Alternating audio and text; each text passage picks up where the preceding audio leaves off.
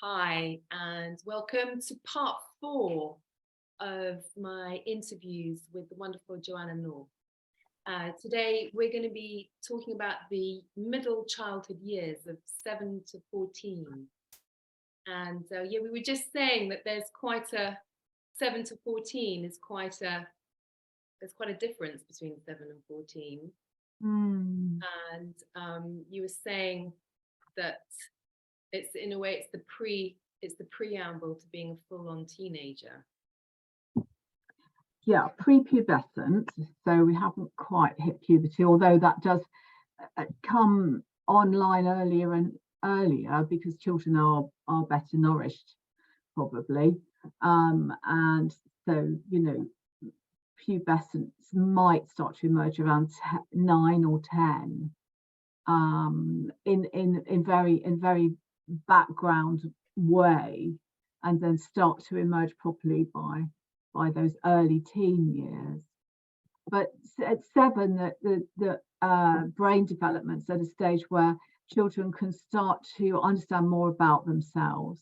They can reference their inner world and their outer world, and understand that they are different, that how you feel inside might not correspond with what's going on outside of you, and therefore can start to do things like hide how they feel. I would think being a parent at this age, it would be very good to set up a very open, honest relationship, to know, or for the child to be able to feel it's safe to express what's going on for it internally. I know I don't think I did that, and I think, for me, that's so important, because otherwise there are so many other feelings that can come up, shame and all kinds of other things. If you're not having a sense that what you're feeling is okay, it may feel uncomfortable, but it's okay. Yeah, well, that's right. So I mean, I think we're fortunate in the world we inhabit now is more emotionally literate and emotionally sensitive. I think, say, within schools, which becomes a really important arena for children at this age, because they're finding their social groups, they're forming into groups, and friendship groups become really important, and increasingly important as children head towards those teenage years, when their group is sort of exclusively theirs, and parents really are outside of that. But at this stage there's a kind of gradual forming of these groups, and this sense of belonging to this social world, that it's possible to belong to a world that's outside of the parent and to enjoy that. Dan Siegel talks about the inner world and the outer world. You start to build your moral compass, what others are doing. If they're saying, to be part of our group you have to bully someone, or you have to have sex with someone, and if your instinct doesn't feel that that's right, to be able to listen to that. And like I was saying, to be able to have a good conversation with a parent and be able to talk about that. Well, we're building our set of values. We're building the self. Everything there's a lot of social learning goes on, because we're exposed to the social world, and social learning is absolutely vital to the developing self. And within that social learning, we're building a set of values. What we think is right about life, and what we definitely don't like about life. So it's an amazing opportunity, and I think it's also a great opportunity to encourage children to be more emotionally literate in their general narrative about life, in the classroom, in their relationships with their friends. And it's a time when children are experimenting with these friendship groups. There's a lot of falling in and out, and there's a lot of how do we manage this? And I think we need to be incredibly patient about that, because it's incredibly vital information going into the child's brain. about, you know, how can we manage a problem? How do we get it? What happens that excludes us? Or what if children are being excluded, which which does happen, and how teachers and parents and clubs can teach children about being inclusive, help children who aren't so easily mixing. It's really important if we can help children at this age who don't find social grouping so easily to do. There's a lot of work that, you know, they say it takes a village to grow a child, and there's never truer than in these years when children are exploring their world. Because doesn't the brain, different parts of the brain develop at different speeds in different children? So, you know, even though they're the same biological age, their brains, they may be in very different stages of development. Some things may be overdeveloped, some things may be underdeveloped. And I suppose this is the time that you start to see it in the school. You know, well, that's, yeah, absolutely right. I mean, that's why I really like referring to the term our neurodiversity. You know, I really think that we should start to have this terminology in our narrative, that we're all different in our brains, we're all different in our development, and strangely we're all the same too. And the more that schools can be aware that children have different neurological makeup, different organic makeup, the more they can help children on the whole be more inclusive in their attitudes, because children can be very, you know, they can get very exclusive. You can see it at this age and form their little group, and it's dreadful for the kids that are left out. It's very harmful, very traumatic for them, and so we have a lot of work to do. I'm particularly sort of interested in this day and age how perhaps children who are going to have a transgender story to their life at this age might easily get left out or pushed aside. Certainly, you know, a few decades ago, and perhaps the transgender children might say, for example, say a transgender boy might stay in the girls' group and probably would get horribly treated for that, whereas it's more comfortable, you know, to cross groups. Children have tended to form their groups in a certain orientation, but I think there's more flexibility and more fluidity for children to cross groups if they wish.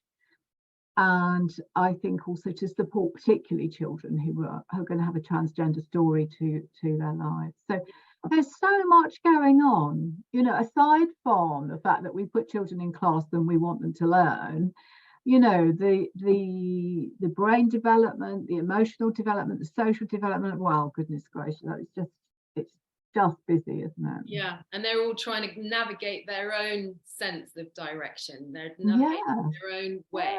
You talk about regulation. So being, you know, a kid at school at this time, especially if you're going to have a transgender story, there's going to be a lot of emotion that's going to be overriding probably, you know, the sort of the logical brain, and, you know, the role of the parent at this point to be able to empathize with the emotional side, but to then be able to move into the upper areas of the brain, you know, to be able to maybe rationalize and understand why these emotions are coming up. So then it can help, you know, it can help the navigation course. It can help the course be smoother rather than it will be bumpy. It will be bumpy, but yes, well, that's right. I know, and I see when I see children of this age, I see them being incredibly curious about interactions between people.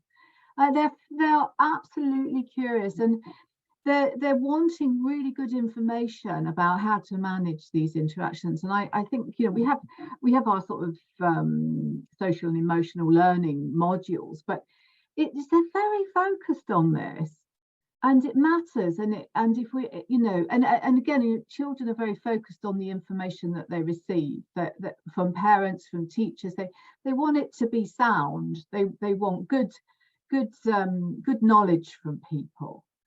And if we can try to be that person for children and help them to learn and help them to understand, and also, more importantly, help them to make mistakes, because this is the age, you know, they're going to be sort of breaking friends and making friends, and maybe they'll get it horribly wrong one day, and we can help them sort of recover from that, mend relationships, make step back from relationships that aren't helpful.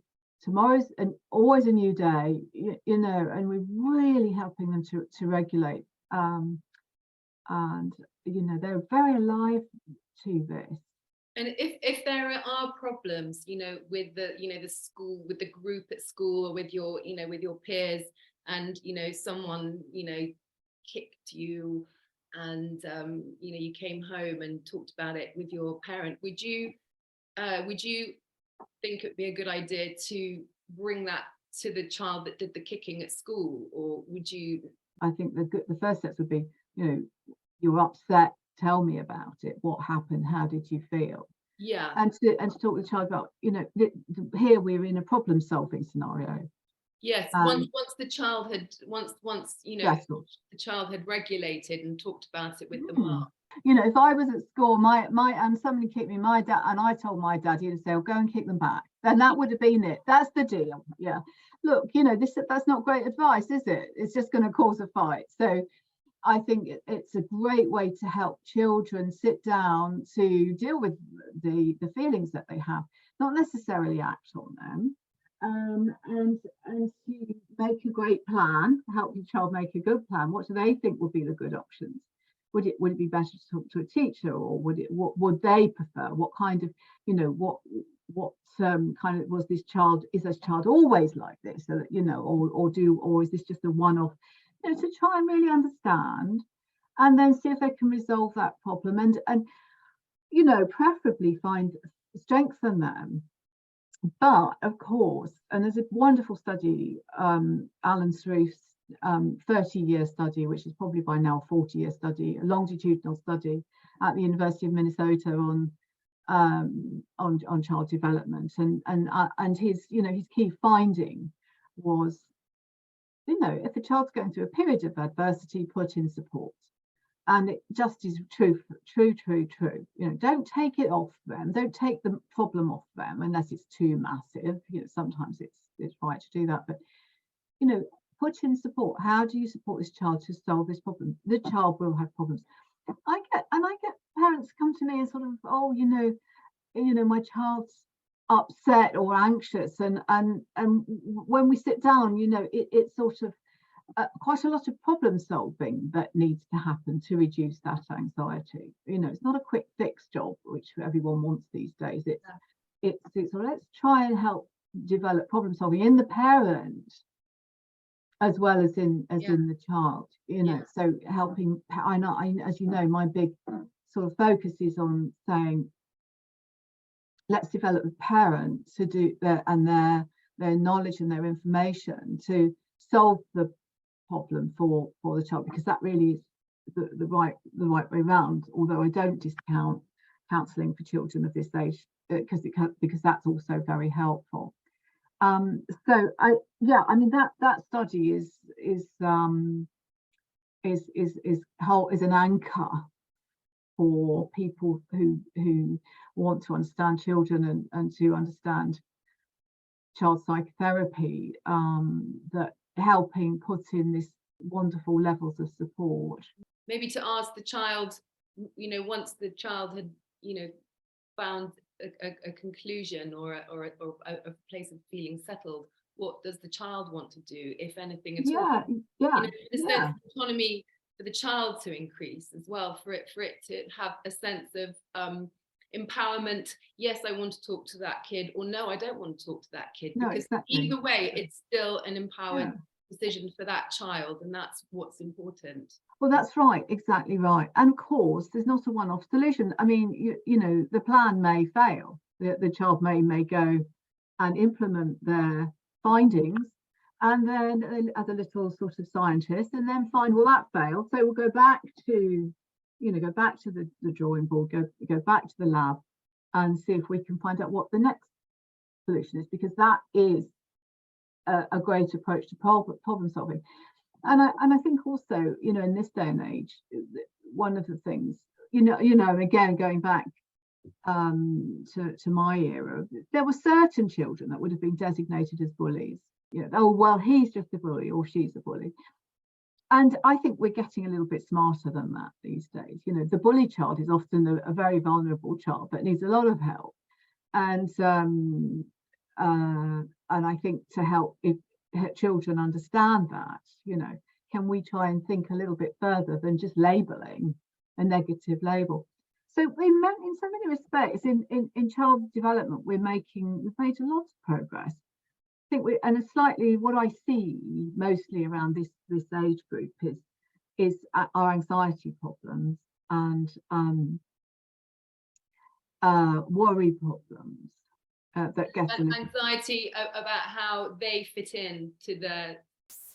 Well, that would emerge. I mean, that's quite a natural, healthy developmental anxiety. There's a normal level to that, because it's sort of like, as I'm always saying, you're going to sort of anxiety helps us to grow.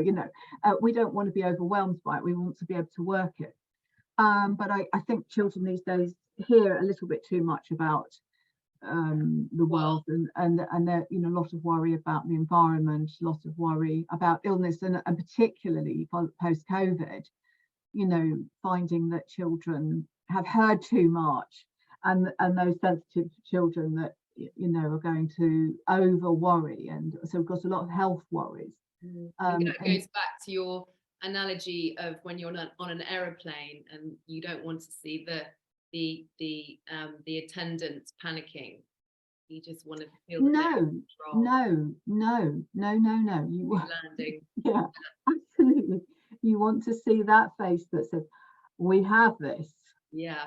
And then you're thinking, well, I do too then. Yeah. That's such a good analogy. Another day, yes. Yeah. It's just like, we have this, and I love flying is what I want to see, Yeah. And I want to hear from the pilot a happy voice saying, what a lovely day for flying. I don't want to hear an anxious one. But let's give parents a break, so that they're not, it's going to go wrong. Oh, I'm always saying that it's going to go wrong. Pick yourself up, dust yourself off, let's do it again. Let's see if we can find that place. So yeah. So Struth, lovely piece of work from Alan Struth there. This is the age, isn't it, where children start to analyze ideas, they're synthesizing all the information, they're into problem solving, recognizing patterns. It's where they start to their minds can start working abstractedly, meaning, because I had this conversation with someone and it was almost like no one really knew what abstract thinking was, but it's the abstract thinking's opposite is concrete thinking, so concepts beyond what we observe physically. So maybe what could world peace look like? That's abstract thinking. Yeah. So this is what this age development will start to be able to bring into there. Yes, that's right. That's we call it, don't we, the teleological approach, that the concrete approach, and which is sometimes very, very useful, but it's teleological is pre-mentalizing, and mentalizing is really an exploration of thinking. What did the bully feel? What's going on in the bully? How is that teacher likely to react? Are they likely to be useful? That's kind of let's mentalize and imagine what is going on.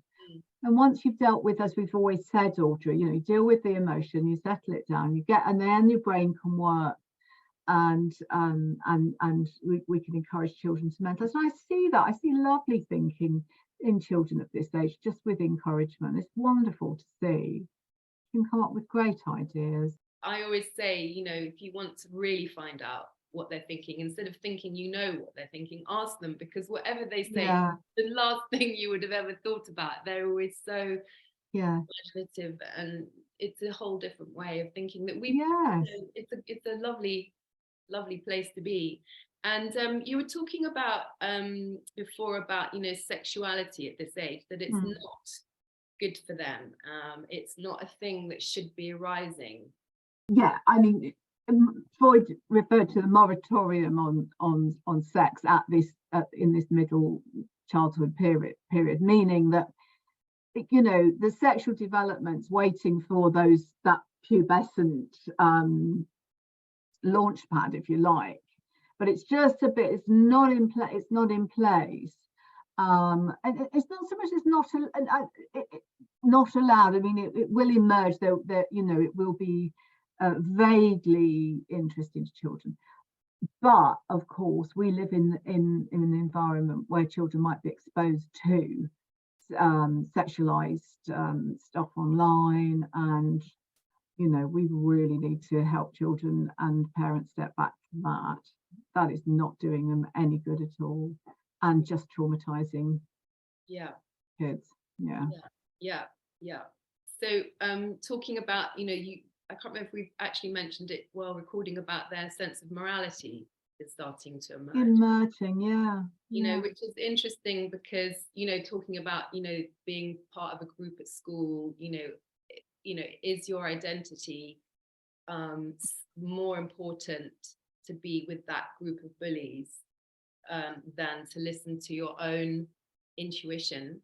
Because, you know, you probably do have it at that age. If you listen to your felt sense in your gut or in your heart, you feels not good, but then maybe your brain, the cerebral cortex, may be overriding your sense of felt self, which, because you're so important for you to be part of that group, you're denying what's really real for you. So that's quite hard. Well, I think it's, you know, it depends what children have been exposed to, because you could have children of this age who've been exposed to violence and they think that's the right thing, right? And it's very hard for them to find other options unless they're in their social group, and this is where the social learning aspect comes in. This is where school can wrap around children who come from really complex backgrounds, where perhaps there's violence or domestic violence, or parents are even unkind or cruel, but because children can find something else that feeds their information system, and that's a huge blessing, and can make a massive difference. When you say something else, do you mean a teacher or well, all the children, you know, that you observe another child. Children of this age, don't make no mistake, they're watching other children, they're watching what's going on there, and they're clocking what behaviors these are, and they might see children and think, well, there's another child who has a different view, and I'm interested in that, I quite like that, and or there's a child who isn't aggressive, who behaves kindly, and that seems to work. Hang on a minute, you know, there's so many opportunities in that social learning field, which is vital. I mean, you know, there have been some theories that the whole of development is around social learning. I think, you know, I wouldn't adopt that theory. I'm of the mind that the attachment relationship is the springboard, and then this social field is the context that we can gather more information. So I think the both are incredibly vital. But, you know, I think aggression is certainly a natural instinct in little children and younger children, and if it hadn't been helped to manage that, then they might still have those qualities in school. And it's great if they will quickly realize, oh, hang on, that's really not okay. Nobody likes that. Oh, I can see something different. And we can really help children who are vulnerable and struggling, or and you know, again, I think with all of that very high energy of those emotions, is to do something physical, you know, or creative, to find an outlet for that, you know, the old, you know, boxing, you know, how amazing that's been for that level of aggression. I absolutely agree. Boxing, so many different levels. Well, those things are our social arena for dealing with aggression. Football, you know, tag, All of these games are dealing with energy and aggression, but it's controlled and it's managed and it's fair. It's fair play. You know, you don't get in the ring with a heavyweight if you're a bantamweight. You know, there are rules. There's a social justice there, which is just every day counts when children are exposed to those ideas. And for somehow, whether it be at school or, like another friend or a friend's parents to, name it, they say name it and tame it. Once you've named the feeling, you automatically can calm down. You can automatically understand it. The emotion, as you say, the emotional side starts to settle, and then your higher brain can start to understand it. And then you make sense of it. And then, the path is a little bit clearer for the next step. Yeah, absolutely. Yeah. And as I say, and they're learning stuff. And on top of all of that, exactly. I don't know how we fit that in, but but we do. And also, practically wise, you talk about in the book about how, at this point, it's sort of like with the parent is allowing autonomy to some degree.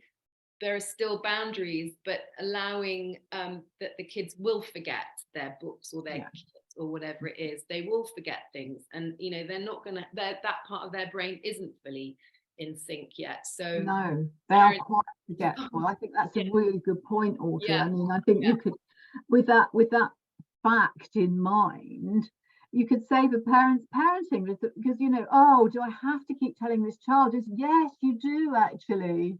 They do forget, they don't remember stuff at this age. You can't program them, they program themselves, and that's where,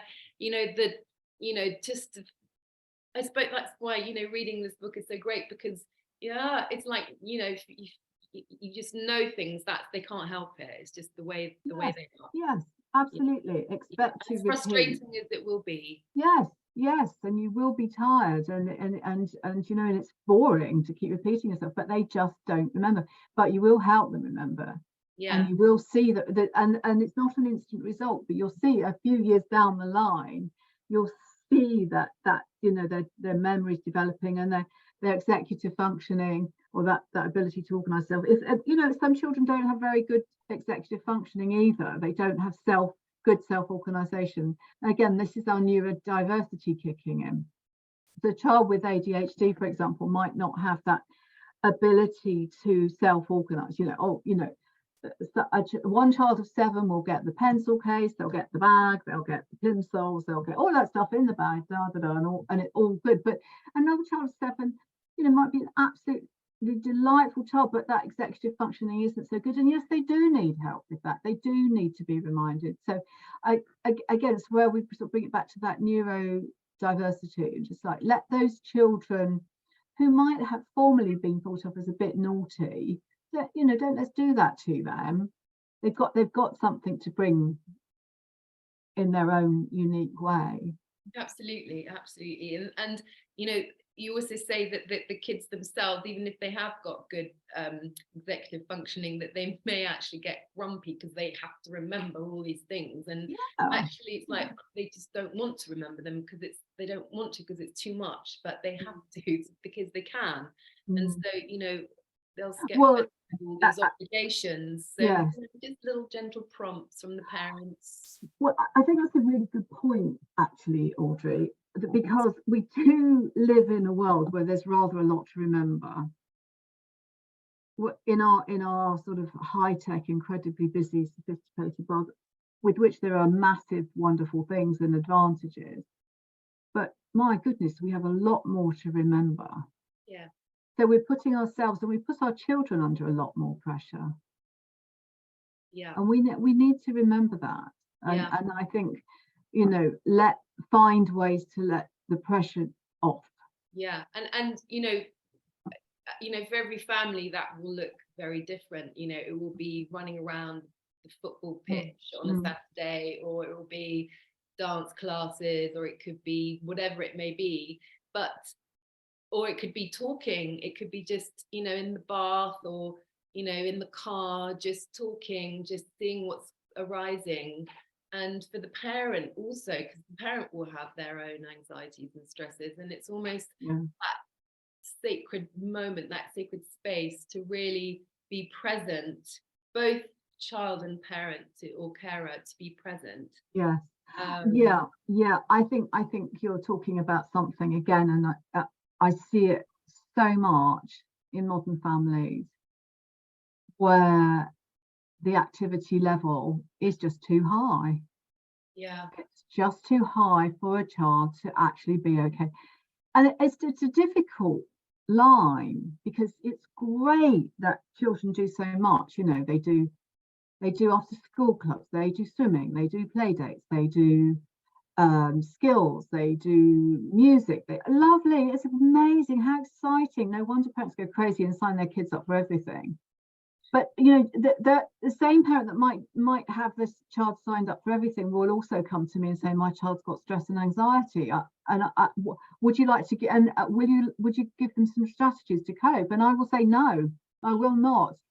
Sort your timetable out. Where's your downtime? It's not the actual act of doing all the singing and dancing and boxing, it's the getting to and from, because we're late and you forgot that, and I've got to go here, and it's it's not the actual, it's either side that is stressful. Yes, we're all doing that, aren't we? We are, which is why I've always professed idling as a wonderful kind of settler of, it's almost like not dreaming, because you're dreaming and you're asleep and it lets everything out, but it's almost like a daydreaming state where you can let things fall into your awareness, or maybe fall into place, or you just get a click, and and everything. So it's that moment of literally, it's when the car is in idle. When you're in idle, you're not going anywhere. Absolutely. It's really, let your child have daydream time. It's so healthy for their brain. The brain needs that time. You're absolutely right. I always used to say it's very good to let your child get bored, because it's in that boredom that all that stuff can just sink into place and start to, if it needs to come up, to be able to be talked about if it's troubling. But it's also a time when you make something, when you see the potential of a matchbox to be a car, or you want to paint something, or create something, or phone someone, or talk to someone, or get some kind of return for that idling moment, or moment. You get a return, which is very self-empowering, and it's very satisfying. And we all know that kind of, it's so good for the brain, isn't it? It's really good. Yeah. And I always say this, because children will come to you and they'll say, I'm bored, they will do that. And on the whole, I would say never solve your child's boredom problem for them. I mean, unless they're starved of lots of nice environments, in which case you need to look at it. But on the whole, I would say, well, sit down, take a break, and see what ideas come into your mind. And see what you see. You might be looking out the window and you might see a tree, and you might see a bird in the tree, and then you might think, gosh, what is that bird? And you'll find out about a bird that you never knew before, or you'll look at something, will catch your eye. How did they make that? Whatever it is that you're looking at, something, you'll become curious, and it will spark some sense of intrigue as to find out about something. And finding out, it's something that we all need to do until the day we drop, is to keep finding out, isn't it? Keep learning. Yes, well, that's right. And this children of this age, and their super curiosity. They can bring you on a journey, can't they, the children? Yeah. And if they can find an absolute focus for their interests. So again, the neurodiversity, some children, I know a little boy who's absolutely better at naming birds than a group of bird watchers. His mum takes him bird watching, and he can outstrip the adults on naming birds, and you know, or all the things in nature that are so great for kids. And but it doesn't have to be that. You know, it Be can be anything, boxing, anything. football, who's playing for who, Yeah. it could be anything. Mm, And just kind of going back, when you say neuroplasticity, I keep thinking I have to bring this up. And you mentioned this in the book, and Dan Siegel talks about neuroplasticity, that at any age where there, if there is trauma and the development of the brain hasn't equaled out, there is an equilibrium in the brain, as there are so many parts of the brain to find equilibrium with, that it's never too late, no matter how old you are. Obviously, the older you are, there's more to uncover and deal with. mm. But, that's why, you say in the book, when the school starts and there are troubles, it's very good to kind of really meet them and see what is problem, what is the issue, where it's coming from, if it's coming from the child, if it's coming from the school, if it's coming from the home, to find out what's really the issue, because the brain will find its way back to equilibrium. Yeah. Yes, given the right support and given the right environment, reducing excessive impactful stress, and yes, it will bring itself to a coherent state, a comfortable state. But I think children still need quite a lot of help with that. Yeah. They could, for example, that sort of overexcitement that children can get themselves into, they absolutely can't get themselves out of it. They need pulling out of one state and into another, and they might resist it. You hear quite a lot of that, but no, they need to learn the incredible skill of changing states, which is quite an advanced skill, isn't it? Yes, I find myself talking to myself about that often, just how personally I can take something when I know that it's not me. Yeah. Well, also, I mean, just simple state changes like from fast to slow, or from slow to fast. Our brain it has a very slow aspect to it.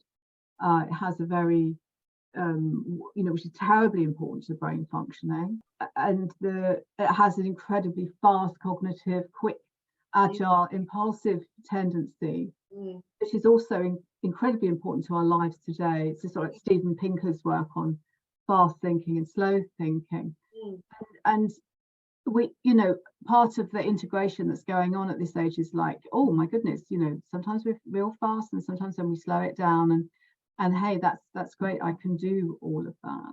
If you think the U-turn that you have to make in your thinking, a busy day, and you want to actually get into bed and go to sleep, I mean, it's a massive U-turn, isn't it? Of like, screech the brakes on. Yeah. Stop that brain. Fast thinking and slow thinking reminds me of fast moving and slow moving is the physical form of that. When I worked with kids for many, many years, and I could see at the end of their school day, when I used to teach them yoga, they were all in their brains. So I used to get them to run around, get it all out and making noise, and then we do that for a while, and then I'd say clap my hands and everyone stand on one leg, and they would clap my hands and they would all be absolutely still. See, everything's just dropping down, and they were totally present, and then you'd go crazy, and then again, and so that it's almost like it's an exercise for the nervous system. Yes, it is. To do that.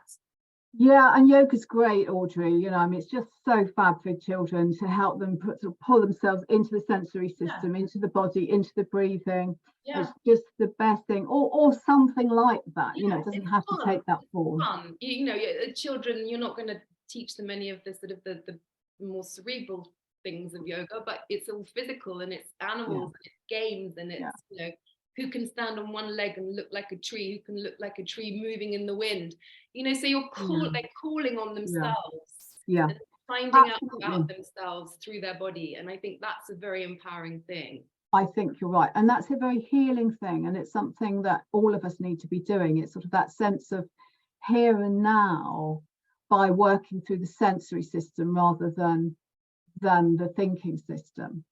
Yeah, that we really need to help children with. So what can you see, what can you smell, what can you feel, what can you hear, what can you taste, working through that incredibly powerful evolutionary sensory system that then feeds into the brain and says, look, you know, let's slow down now, let's respect the other aspect of our minds. You start to feel and understand what is good for you.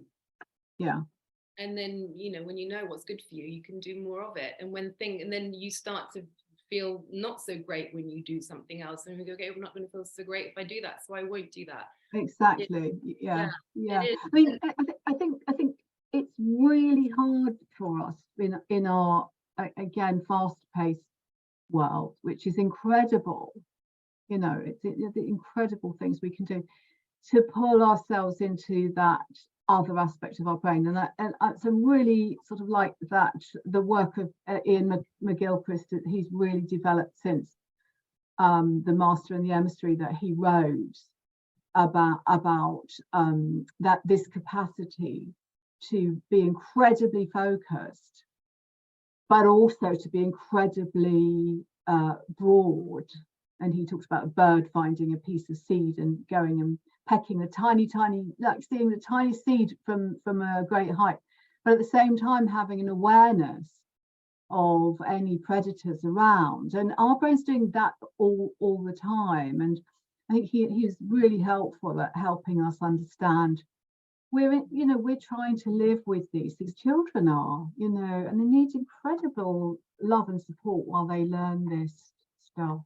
And also honoring the difference between you and your child as well, you know, just loving this child that is of you, but has its own way. Absolutely. Yeah.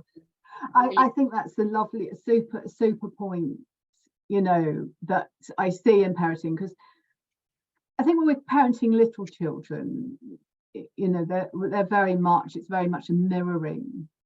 But as children grow and they get to this sort of the end of those middle childhood years, they're 11 and 12, and they're pubescent and they're prepubescent, and there is their own DNA, their own unique DNA kicking in such a big way. And I'm often saying to parents, and I was said to myself as a parent, you know, as well, you know, don't forget there's an aspect of this child which is nothing like you. You don't know that. You don't know them. No. And it's and the hardest wonderful. thing. Yeah, it's very hard. And it's just like, can you see that emerging? You know, can you see that's just different from you? Let's try and can you hold your breath while you watch that happen? And it's sort of it's big mind stuff. it's the mystery of life in action, right? Yeah, Your eyes. it's evolution happening. Evolution, you know? absolutely. Yeah. So that's all very exciting. And so I know next time we talk, we're going to look at, you know, we're going to look at that the teen years, and that's when it's really happening, because that's when I think parents get into all sorts of stitches about this new identity emerging. It's just terrifying to parents. It's just like absolute terror of then having to nurture this little creature, and now we've got to let go of this, you know, because that's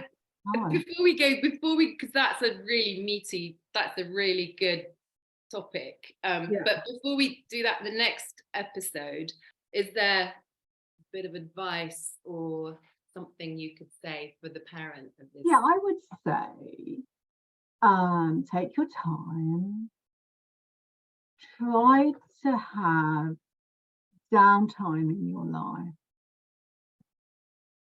try to make sure that you can go slow as well as fast, because you know, parents in this day and age will be going fast, and try to slow your own life down. Try to have time to just you know, watch your kids playing, or even be playing with them. Or I think more than anything, have that time, that quality time to play. And also, in the usual theme, you know, take care of yourself, and you know, find support from other parents that are going to help you in a positive way, to help one another. You know, a lot of people are parenting in isolation, and it's just not good for you. So find your groups and enjoy it. So yeah, you know, always my advice is just like, you have no idea how quickly this is going to be over. Understand, to empathize, to be respectful and honoring Yeah, process yeah, of the, you know, this journey that you always say, it's not the destination, it's the journey, this journey that your child is making for one day to, you know, to be their own person. yes, yes, yes. And on that So note, thank you very much, Jo.